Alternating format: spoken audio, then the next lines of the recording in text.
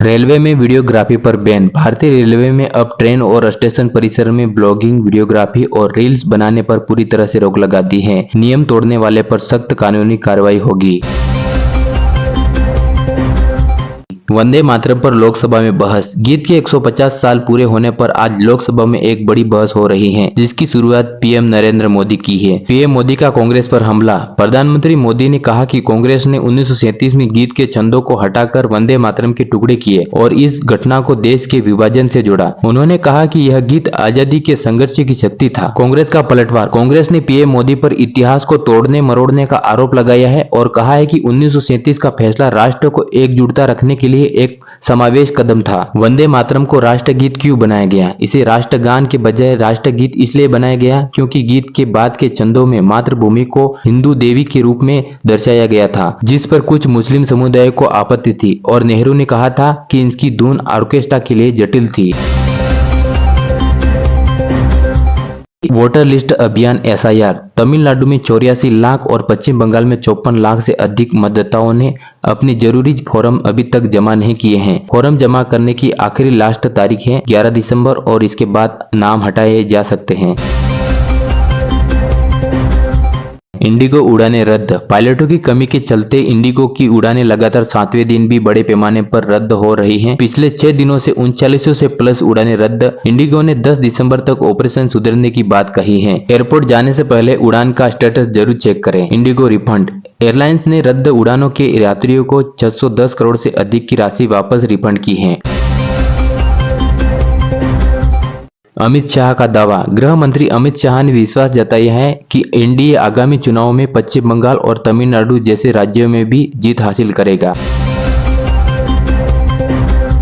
बाबरी मस्जिद की नींव पर विवाद। पश्चिम बंगाल बीजेपी नेता ने दावा किया है कि बाबरी मस्जिद के कथित पुनर्निर्माण की नींव ममता बनर्जी ने रखवाई थी, न कि हुमायूं कबीर ने।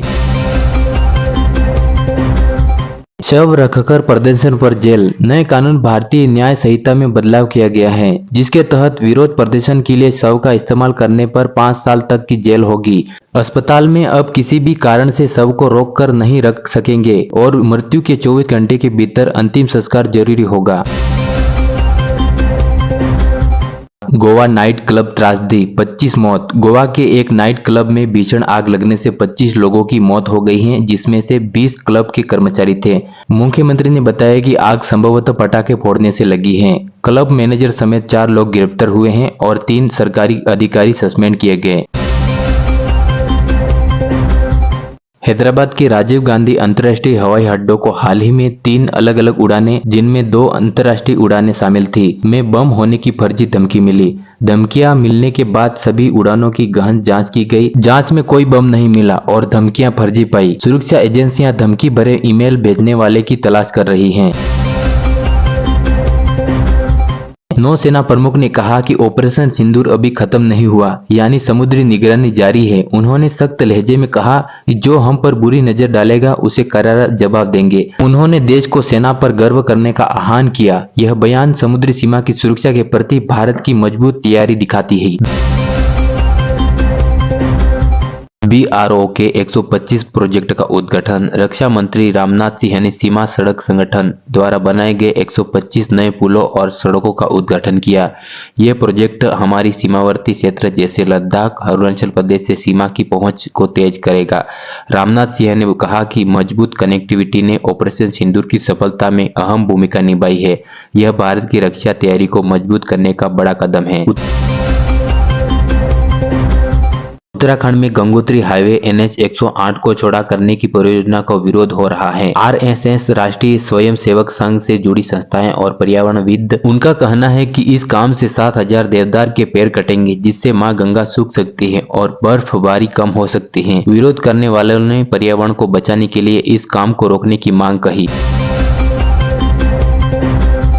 और आज का मौसम अपडेट देख लीजिए। मध्य प्रदेश में शीतलहर का अलर्ट। भोपाल में पारा गिरकर 7 डिग्री सेल्सियस हो गया है। कड़ाके की ठंड पड़ रही है। और उधर राजस्थान में यहां अगले 1 हफ्ते तक सर्दी से राहत रहेगी। दिन में तेज धूप खिलेगी। और श्रीनगर में न्यूनतम तापमान 0 से नीचे चला गया है। आने वाले दिनों में बर्फबारी होने की संभावना है। कुल मिलाकर उत्तर भारत और मध्य भारत में ठंड का जोर है, जबकि राजस्थान में अभी थोड़ी राहत है।